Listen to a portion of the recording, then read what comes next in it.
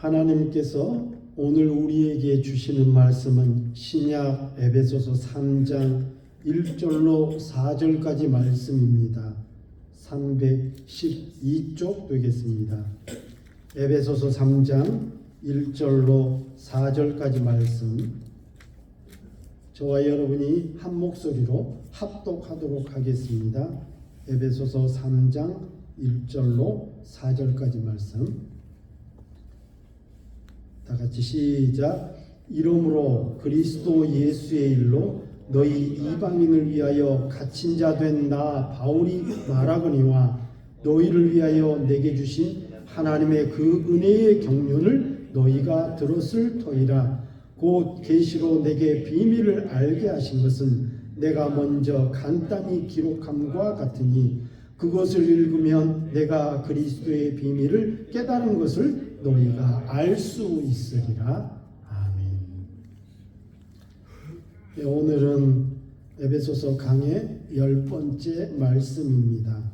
우리가 지난주까지 에베소서 2장을 마치게 되었는데요. 지난주 복습을 한번 해보도록 하겠습니다.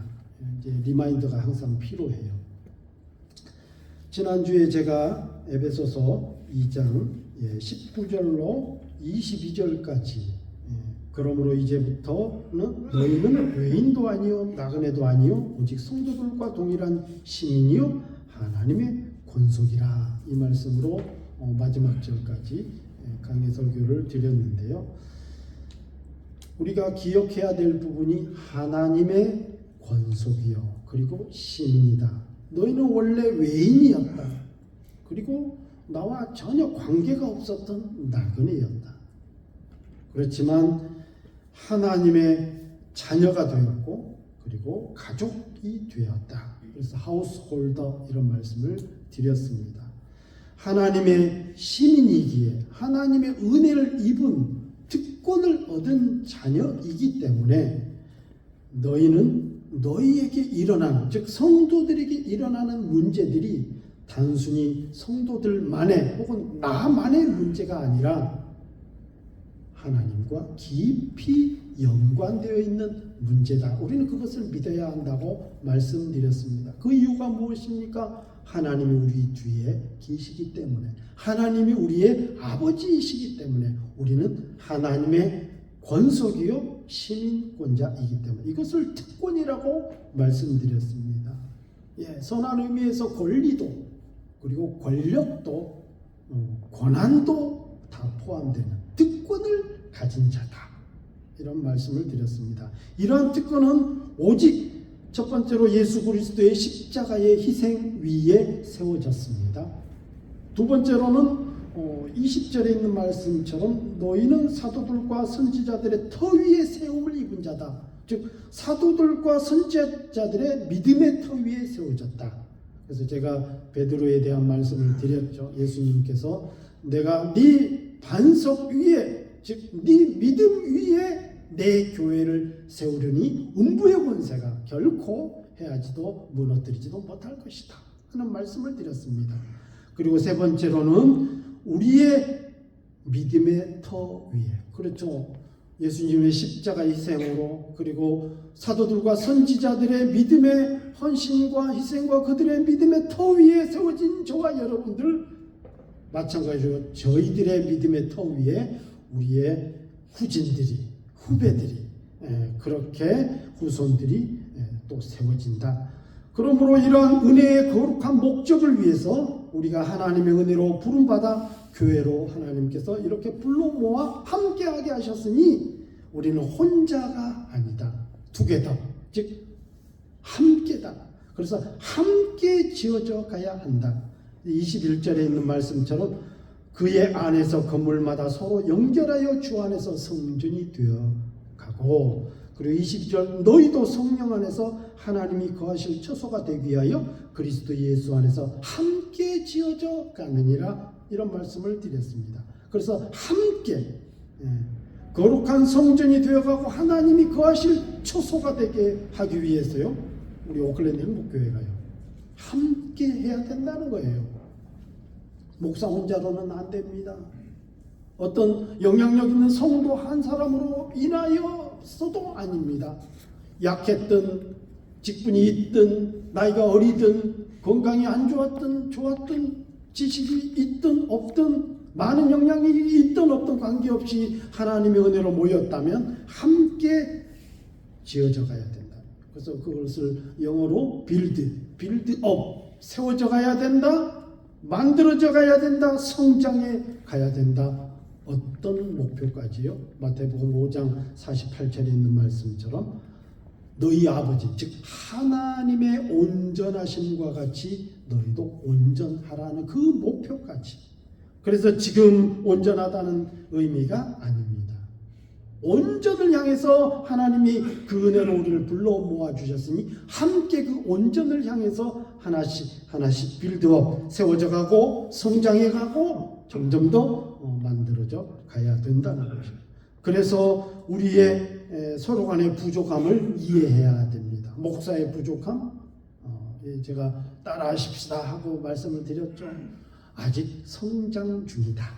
온전을 향해서 나아가는 중이다. 어떤 성도님이 부족합니까? 새로운 성도가 많이 부족합니까?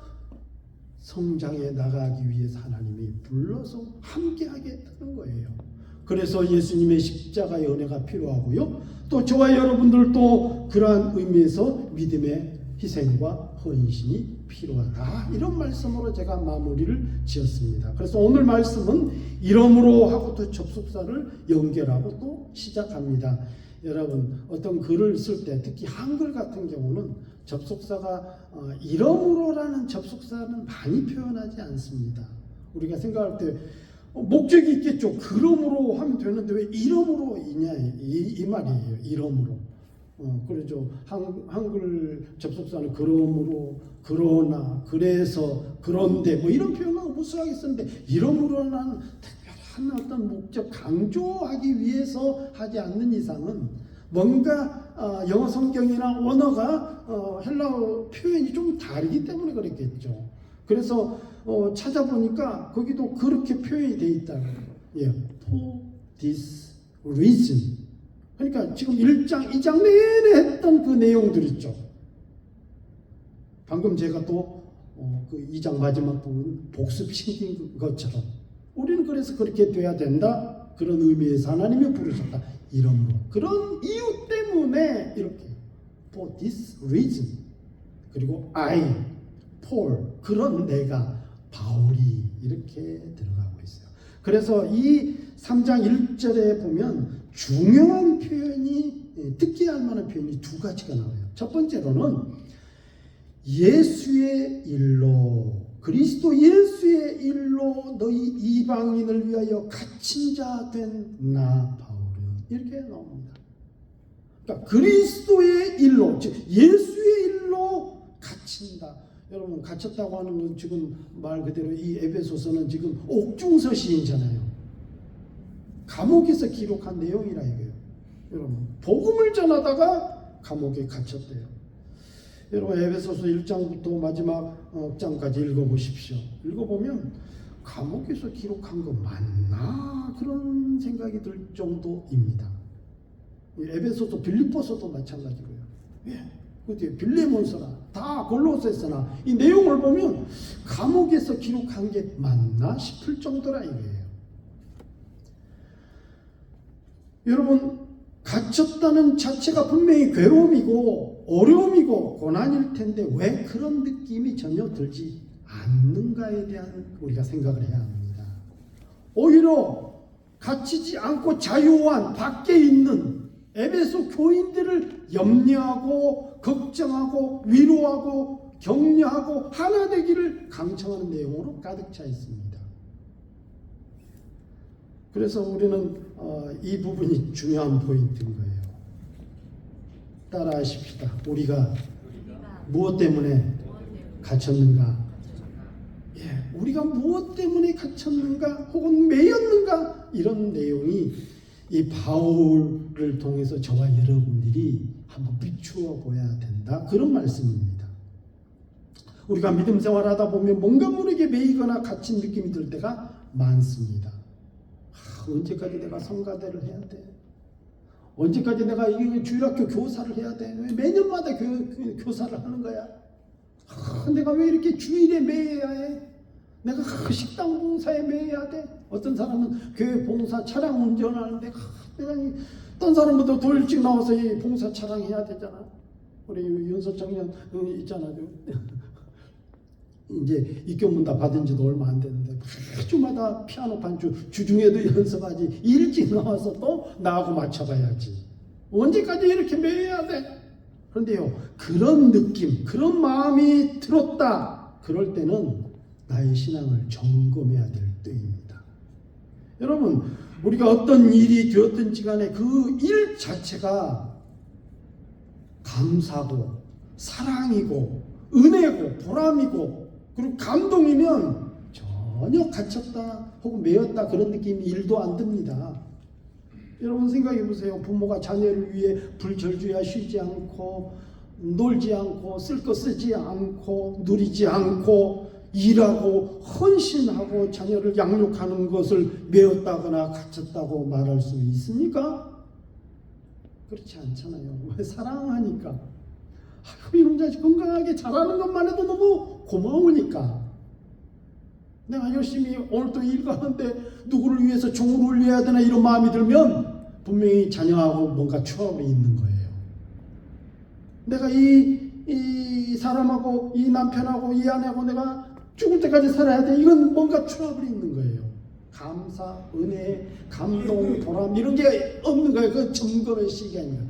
그러나 사랑하면 은혜가 넘치면 전혀 매였다는 느낌이 안 들죠.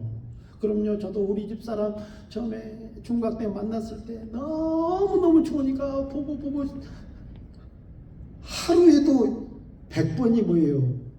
그냥 일을 해도 생각나고 그러면 일이 끝나기도 전에 생각나고 잠이 자도 생각나고 잠도 잘 안 오잖아요. 그게 매인 겁니까? 따라하십시다. 미친 거지. 미친 거지. 왜 너무 좋으니까 미친 거지. 지금 바울이 그렇다는 거예요. 예수의 일로 갇힌 나 바울이 이렇게 말씀하고 있어요. 사랑이나 은혜나 감사나 감동이나 이런 것 안에는 어떤 법이 그리고 어떤 규칙 따위가 주장할 수 있는 그런 단계가 아닙니다. 법이 없다, 규칙이 없다 그런 거 아니에요. 그냥 그런 거 아무것도 아니라는 거죠. 내가 지금 무엇에 매여 있는지 갇혀 있는지 돌아보아야 합니다. 썩어지고 죽을 것에 있는지 아니면 복된 것을 위해서 갇히고 매여 있는지. 우리는 썩어지고 무너질 것에 매여 있을 때가 많이 있습니다. 하나님의 은혜와 사랑을 입어 특권을 가진 우리는 주의 일을 위해 매여야 합니다. 그리고 하나님께서 우리에게 주신 가정에 매여야 하고요. 부모의 그 사랑의 울타리 안에 매여야 되고요. 그리고 자녀에 대한 그 사랑의 마음의 열정에 매여야 되고요. 우리 믿음의 사람들은 말씀에 갇히고 그 말씀에 갇힌다는 표현을 쓰니까 너무 억압적인 것 같은데요. 그 말씀 안에 있어야 되고 그래서 에베소서에서 가장 많은 표현이 뭐라고 그랬어요? 잊어버렸어요? 에베소서 내내 지금 제가 강의하고 있습니다. 가장 많은 표현. 이거 내가 에베소서 거의 3분의 1이 넘어가는데 아직도 모르니까 큰일인데 이거 내가 강의 설교 10번째 하고 있는데 이거 잘못하는 거야. 이거 아시는 분 따라하십시다. 그리스도 안에서 예수 안에서 주 안에서 그리스도 안에서 에베소서 1장부터 끝장까지 어마어마하게 그 횟수가 많이 나와요. 지금 뭐예요? 그 안에 갇혀 있어요. 우리는 그러니까 갇혀 있다는 표현이 좀 어불성설이긴 해요. 그의 사랑 안에, 그의 은혜 안에, 그의 긍휼에, 그의 자비에 엄청난 그 계획 안에 우리가 품에 안겨 있는 거예요. 우리 그대로 안겨 있으면 되는 거예요. 갇혔다라는 표현이 좀 그렇죠. 그렇지만 바울도 과감히 쓰고 있어요. 나 주의 일로 갇혔어. 그러나 갇힌 게 아니야. 지금 그걸 말하는 거예요. 기도에 그리고 예배에 그분을 섬기는 일에 우리는 매여야 하고 같이 해야 됩니다. 두 번째로는요, 또 중요한 표현이 1절에 나옵니다. 오늘 아마 4절까지는 다 못할 것 같은데요. 이러므로 그리스도 예수의 일로 너희 이방인을 위하여 갇힌 자 된 나 바울이 말하거니와. 생각해보세요. 이 중요한 표현이 뭐냐면 바울이 말했대요. 바울이 말하거니와 너희를 위하여 내게 주신 하나님의 그 은혜의 경륜을 너희가 들었을 터이라. 여러분, 바울이 지금 에베소 교인들에게 말하고 있어요. 엄청나게 또 바울이 말했다. 그러니까 누가 말하느냐, 그리고 또 무엇을 말했느냐, 두 가지를 한번 경중을 따져보십시다. 누가 그걸 말했지? 또 하나는 무엇을 말했지? 말의 내용, 그리고 말한 화자, 말하는 사람, 이 두 개 중에 어떤 것이 중요하다고 생각합니까? 말한 내용이 중요합니까? 그렇다면 선한 말을 하고 예를 들면 생명을 존중해야 됩니다. 그런데 그 말한 사람이 늘 살인하는 사람이네? 그러면 안 되잖아요. 이해되십니까? 그러면 생명을 존중하는 사람이 말의 내용, 악한 말을 했어요. 살인합시다. 그것도 안 맞죠? 안 맞는 게 아니에요. 생명을 사랑하는 사람 그런 말을 못해. 할 수가 없어요. 이해되시죠? 그렇게 생각을 해보면 누가 말했냐가 너무너무 중요하다 이거예요.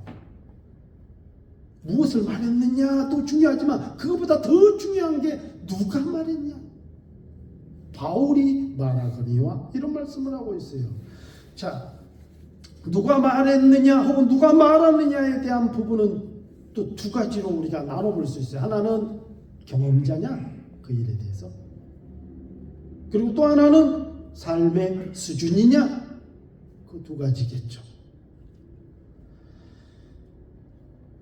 여러분, 진실하지 않는 자가 아무리 강조해도 지나치지 않을, 누가 들어도 옳은 진실을 말했다 할지라도 그것을 진실하게 들을 사람은 별로 없습니다. 선한 사람이 특히 하나님의 은혜 그리고 은혜의 특권을 부여받은 사람이 악하거나 좋지 않은 내용의 말을 할 확률은 극히 떨어집니다. 그러므로 말에는 그 말하는 사람의 수준에 따라서 힘과 영향력의 등급이 생길 수밖에 없습니다. 바울은 자신의 이름을 내걸고 말한 데에는 그만한 이유가 있습니다. 그것이 2절이에요. 너희를 위하여 내게 주신 하나님의 그 은혜의 경륜을 너희가 들었을 터이라. 자, 다시 한번 이 내용을 한번 곰곰이 생각해 보십시다. 그리스도 예수의 일로 갇힌 자 된 나 바울이 말하거니와, 내가 말한다. 그런데 이 말하는 이 화자인 바울이 이 에베소 교인들에게 말을 하는데, 말할 때는 뭔가 자격이 있어야 되잖아요. 목사로서 혹은 교회 지도자로서 그 말할 만한 뭔가의 교훈을 주거나, 그렇게 하지 마라, 너 그렇게 하면 안 된다, 그래 그렇게 하는 것은 충분히 칭찬받을 일이다 하면서 평가하거나 하는 그런 일을 말을 할 때는 분명히 어떤 영향력이 있는 사람이어야 하는데, 이 바울은 자신을 그 자격 조건 혹은 그런 내가 이런 말을 할 때는 나는 어떤 사람이야 하는 것을 자기가 스스로 평가하지 않습니다. 나는 이런 사람이기 때문에 내가 너에게 충분히 말할 수 있어, 이렇게 얘기하지 않고 2절에 있는 그대로 너희를 위하여 내게 주신 하나님의 그 은혜의 경륜을 너희가 들었을 터야. 그 말은 예수님이 제자들에게 하는 그 질문과도 같은 겁니다. 야, 제자들아, 너네들이 그 사람들한테 쭉 이야기를 들었을 때에 그 사람들이 나에 대해서 뭐라고 하더냐? 더러는 세례 요한이다. 엘리야가 죽지 않고 하늘로 승천했는데 다시 내려온 그 엘리야라고 혹은 어떤 선지자라고 합니다. 그래? 그러면 너희들은 나를 누구라 하느냐? 주는 그리스도시요 살아계신 하나님의 아들이십니다. 이렇게 예수님이 제자들하고 이렇게 질문을 던지는 내용하고 이 내용하고 별반 다르지 않습니다. 바울은 나는 이런 사람이야. 그렇기 때문에 내가 너희들에게 충분히 말할 수 있어. 그래서 내가 너희에게 말한다가 아니라 내가 하나님의 은혜를 어떻게 받았는지, 내가 그 하나님의 은혜를 어떻게 경험하고 체험했는지 너희가 들었을 거야. 그 사람들이 뭐라고 하대 나에 대해서? 오히려 이렇게 정확하게 당당하게 말하고 있는 것입니다. 너희를 위하여 내게 주신 하나님의 은혜의 경륜을 너희가 들었을 것이다. 자신에 대한 주변의 평가, 즉 모든 사람들이 나를 평가하는 것이 무엇이냐?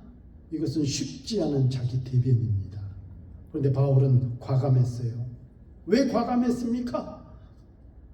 하나님의 은혜이기 때문에. 그래서 제가 말씀드립니다. 하나님의 은혜만큼 더 정확하고 확실한 성경적 증거는 없습니다.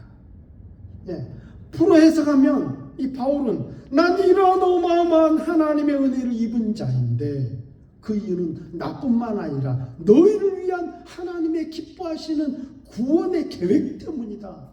제가 이걸 풀어서 해석해 하나님의 구속 경륜이다. 이게 그대로 표현합니다. 바울은 구속의 은혜에 대해 복음의 사명자로서에 대해서 누구보다 자랑거리가 넘치고 그리고 간증거리가 가득한 자였습니다.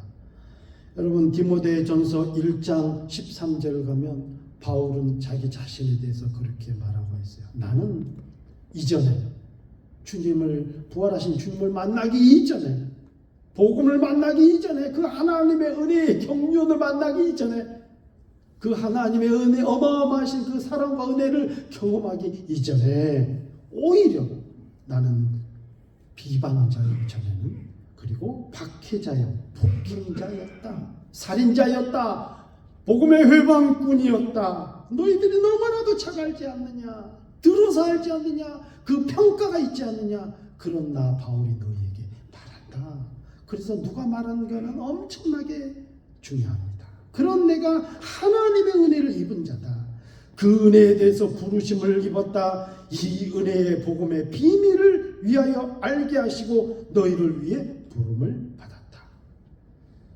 많은 은혜를 입은 자는 그 은혜에 대해서 그 말에 힘과 능력이 존재합니다. 우리가 신앙적으로 체험하면요 간증을 하잖아요. 그래서 간증한 사람들 보면 되게 그 말에 힘이 있어요. 뭐 은혜가 되잖아요.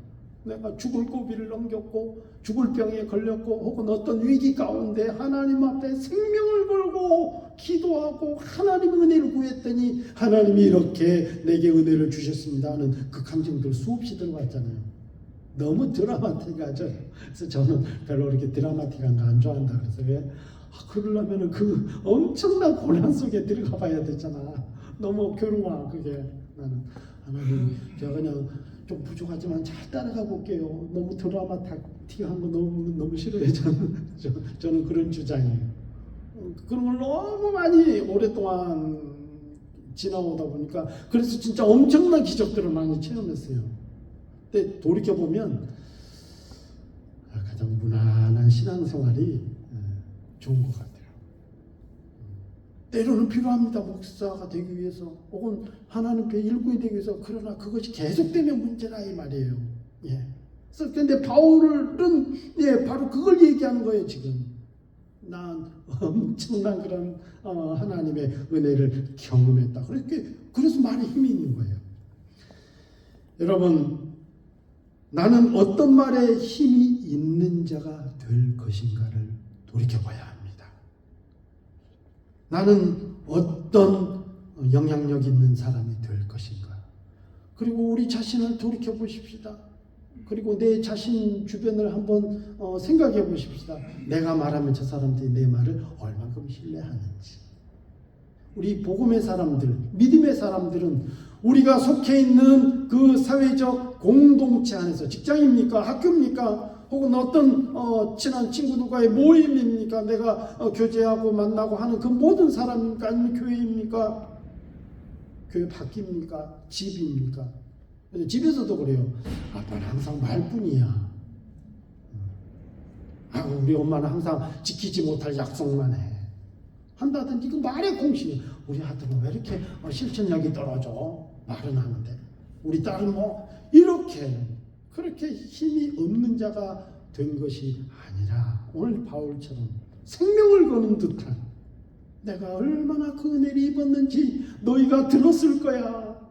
내가 어떤 자였는지 과거에. 그런데 이런 은혜를 입고 나는 지금 감옥에 갇혔지만 그런 것이 문제가 아니더라. 내가 너희에게 중심을 다해서 전한다, 말한다. 그래서 이 말이 중요한 것이지만 그 말보다도 중요한 게 말하는 사람의 상태라 이거예요. 우리는 어떤 일에 대해 그 경험치만큼 말해도 힘이 있을 것입니다. 어떤 일에 성공을 해본 사람, 그리고 실패해본 사람은 성공이 되었던 실패를 했던 그 말에 엄청난 힘이 실릴 거예요. 제가 예전에 우리 자녀들에도 한 얘기가 있어요. 신림동에서 꽤 살았던 적이 있었어요. 신림동 하게 되면 여러분 잘 아시다시피 대한민국 고시촌 1순위예요. 그래서 전국에서 다 머리깨나 수재였던 사람들이 다 공부하러 거기에 온 사람들인데, 어떤 고시생이 아무리 십몇 년을 해도 그 사법고시를 그 1차라도 통과를 해야 되잖아요. 그 다음 2차가 되고 뭐 그러는 건데 1차도 통과를 못하고 십몇 년을 계속 시험을 보고, 그 공부 잘하고 머리 좋은 사람이 그렇게 안 그러면 의사도 될 수 있고 충분히 아주 그저 엘리트층으로 갈 만한 실력인데도 불구하고 사법고시 계속 실패를 하고 또 실패를 했는데, 이래갖고 자기 인생이 끝날 것 같아서 십몇 년 동안 해도 안 되니까 꼭 안 되는 거죠. 저는요, 우리 교회 그 신림동에 있던 그 교회 청년들이 많았거든요. 여청년 하나가 이제 노처녀죠. 30몇 살인데. 그런데 얼마나 고시 공부를 계속 떨어졌으면 머리가 34살인가 하는데 머리숱도 별로 없고 하얘요. 30대 초반인데 되게 딱해 보이더라고. 근데 차지하고 그렇게 실패했던 그 고시생이 엄청나게 성공한 일이 벌어졌어요. 그래서 TV도 나왔어요. 어떻게 해서 성공을 했냐? 사법고시를 합격한 건 아닙니다. 그가 책을 썼어요. 그리고 강의를 열기 시작을 했습니다. 뭘 했냐면, 이렇게 하니까 실패하더라. 나는 십몇 년 동안 계속 한 번도 성공을 해본 적이 없는데, 여러분 혹시 나하고 경험이 같냐? 그럼 여러분도 실패한다? 이거 혹시 이 경험이냐? 나 그렇게 했는데 실패해서 너도 실패할 거야 하면서 이 자기만의 노하우를 책도 쓰고 강의를 계속하는데, 그 강의실이 계속 미어 터지는 거예요. 그러니까 경험치만큼 더한 말의 힘이 있겠냐. 바울이 그렇다는 거예요.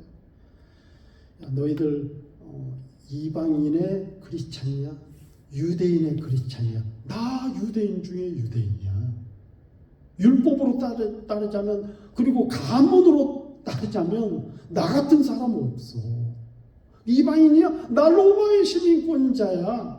지식적으로 학식적으로 엄청나게 공부도 많이 했어. 나 복음하고는 전혀 관계없던 사람이야. 그리고 오히려 예수 믿는 사람들을 회방하고 핍박하고 그리고 그 사람들을 살인하고 동조하고 이런 사람이었어.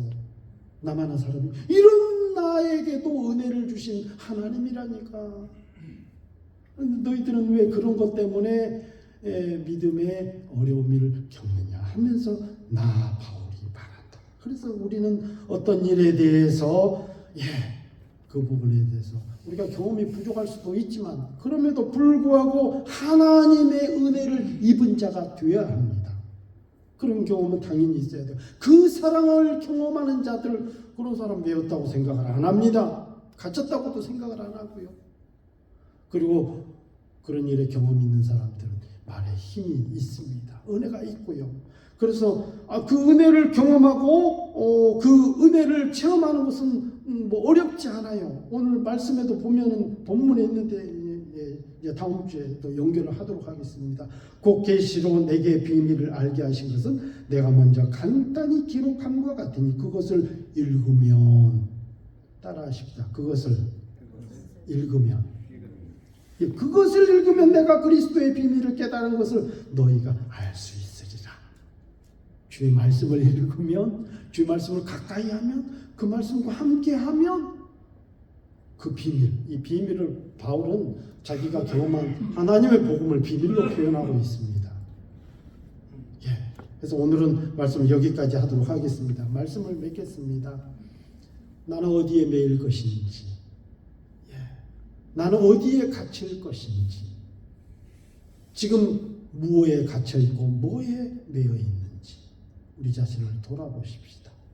그리고 나는 어떤 영향력 있는 사람이 될지, 누가 말했냐가 중요하니까 내가 말할 때에 상대방들이 내 말에 대해서 신뢰를 해줄 단계가 되었는지, 쟤는 정직해, 쟤는 거짓말할 수 있는 사람이 아니야. 그렇잖아요. 우리가 여기 교회들은 아이들도 그렇고요. 거짓말하면 되게 불편하게 보여요. 거짓말하면 저걸 거짓말이라고 하는 거야. 되게 수준이 묘할 정도로 그런 경우가 많아요. 그만큼 신뢰할 수 있을. 이 사람은 법이 없어도 살아. 그 사람이 그 정도 말했으면 얼마나 그 부분에 대해서 안타까웠을까, 하고자 하는 열정이 있었을까 하는, 나는 그러한 영향력의 사람이 될 것인가. 기도하겠습니다.